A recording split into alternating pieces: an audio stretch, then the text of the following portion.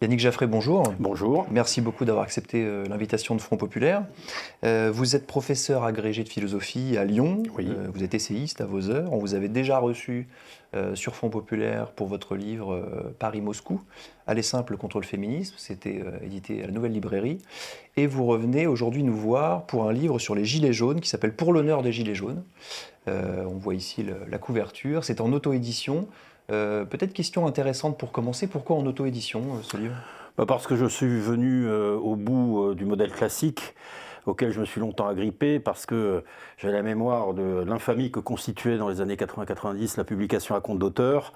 Or, Internet change grandement la donne. Aujourd'hui, il y a la possibilité aussi pour un auteur de percevoir davantage les fruits de son travail. Il n'y a rien de honteux à ça là.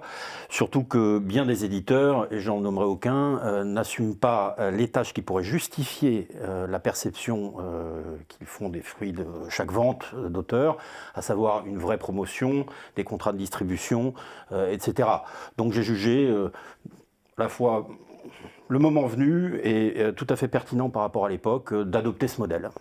On a plus de liberté aussi ou pas du tout? Oui, c'est-à-dire qu'on est son auto-éditeur, donc si on se dit qu'on peut aller à la 17e, eh bien on l'assume soi-même. Surtout, il n'y a pas d'intermédiaire parasitaire entre vous-même et vos ventes. Et ça, je m'adresse aux jeunes auteurs, ça n'a pas de prix, parce que quand vous êtes obligé d'attendre la fin de l'année, que votre éditeur, de façon un peu rétive, vous communique, c'est ce qui s'appelle la reddition de compte, vos chiffres de vente, c'est très très frustrant. Et par conséquent, voilà, c'est un nouveau modèle, alors qui suppose aussi un peu de promotion. C'est d'autant mieux si on a déjà une audience sur Internet, ce qui n'est plus tout à fait mon cas, parce que mon parcours public a été un petit peu sinusoïdal depuis 7 ou 8 ou 10 ans. Mais je crois que c'est le bon modèle aujourd'hui. Ouais. Revenons peut-être sur le titre pour commencer. Vous écrivez, d'ailleurs c'est une jolie formule, que les journalistes ont pataugé sous la toise historique de l'événement, pour ce qui est des Gilets jaunes. Vous trouvez que les Gilets jaunes n'ont pas eu le respect, entre guillemets, médiatique qui leur revenait? Le seul respect qu'ils ont eu, c'est l'inimitié, l'hostilité et le mépris qu'ils ont déclenché chez leurs propres ennemis médiatiques, qu'eux-mêmes ont clairement identifié dès le départ. C'est un des aspects nouveaux d'ailleurs de ce mouvement.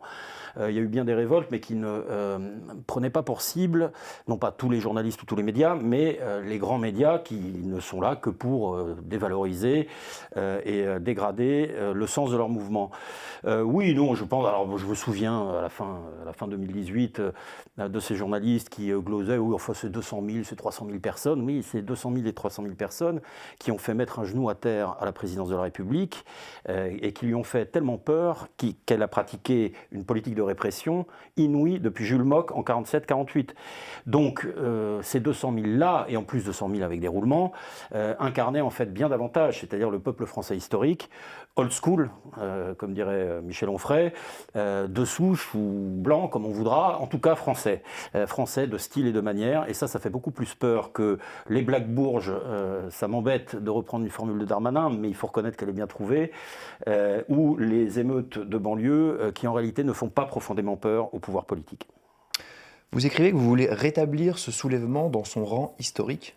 Qu'est-ce que vous voulez dire? Comment il s'inscrit dans l'histoire de France récente? Je crois qu'il s'inscrit même dans l'histoire de France longue. Alors on peut gloser jacquerie, révolte, révolution.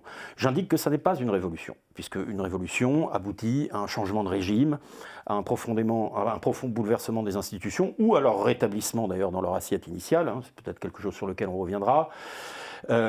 C'est toutefois plus qu'une jacquerie, puisque les Gilets jaunes très rapidement ont converti une révolte antifiscale, révolte du ventre, c'était les jacqueries, dans la langue politique, puisque les Français sont les plus politiques du monde.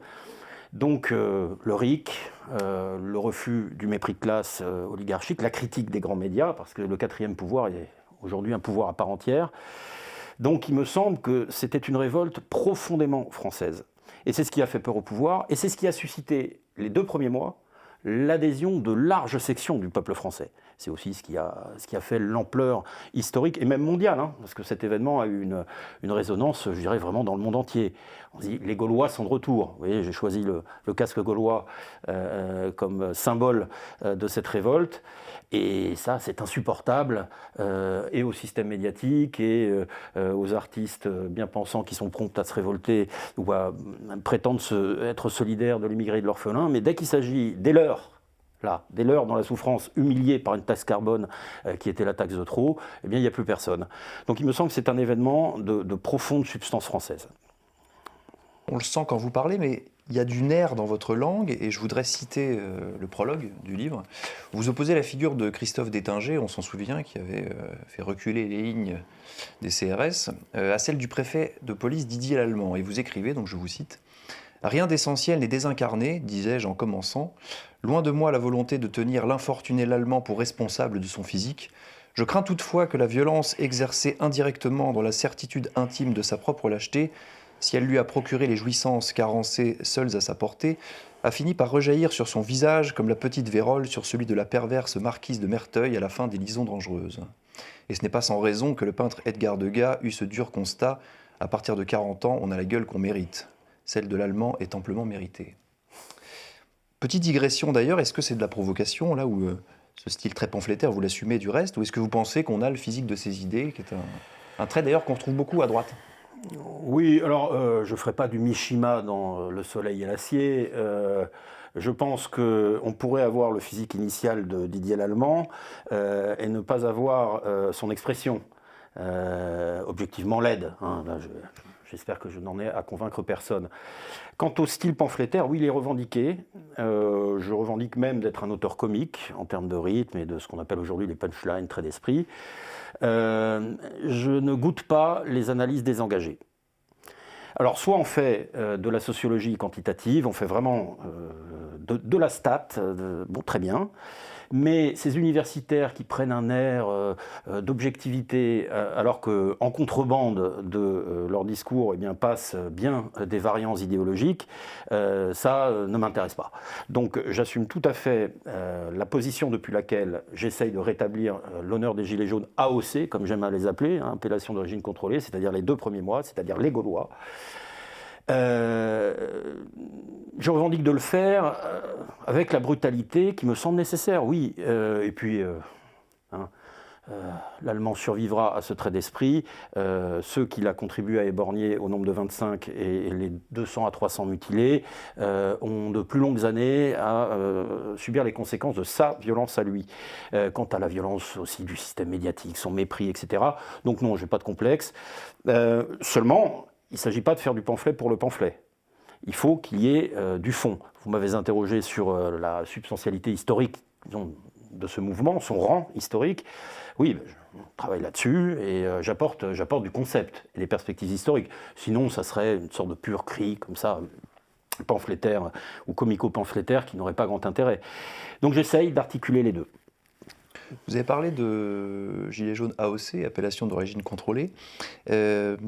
Est-ce que ça existe, les Gilets jaunes? C'est-à-dire, est-ce qu'il y a un collectif Gilets jaunes cohérent et homogène? Parce que c'est ce qu'on a beaucoup dit tout de suite dans les médias. Et puis même à l'intérieur des Gilets jaunes, certains disaient « eux, ils ne sont pas Gilets jaunes, oui, mais ils ont un gilet, oui, mais ils ne sont pas de chez nous, etc. » C'est quoi le Gilet jaune AOC?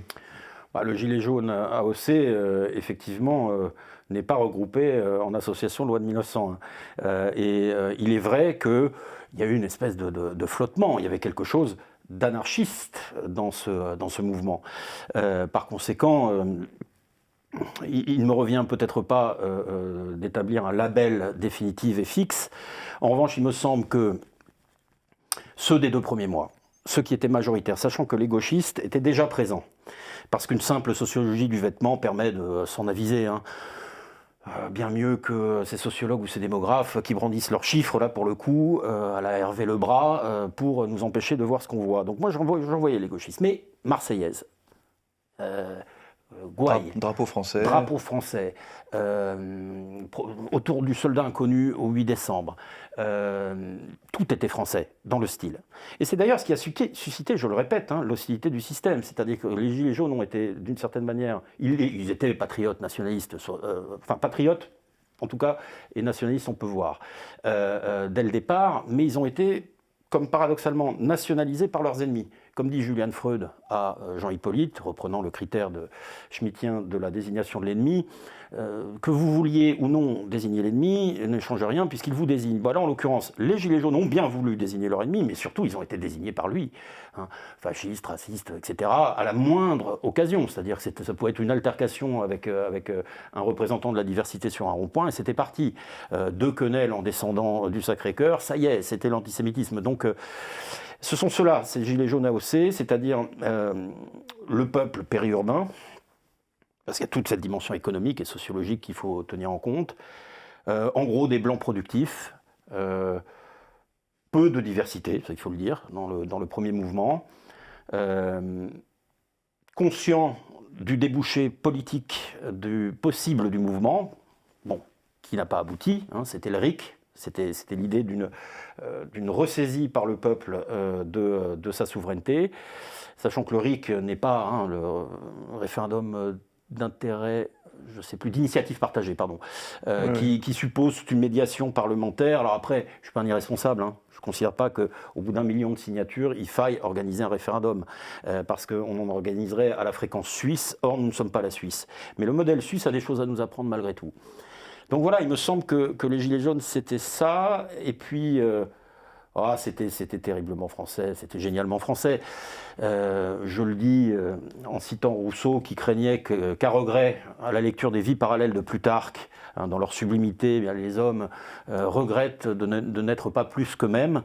Eh bien, en l'occurrence, je pense qu'il y a eu aussi un grand mouvement de réappropriation de sa propre grandeur, quoi. Sur les ronds-points, sur les champs, il y avait une sorte d'allégresse, mais avec en même temps une capacité de violence, parce qu'il y avait beaucoup de gens, et je n'en étais pas, parce que moi j'ai participé au mouvement, hein, naturellement, hein, j'en parle pas de l'extérieur, mais je ne faisais pas partie de ceux qui avaient tout à perdre, ou qui n'avaient plus rien à perdre, pardon.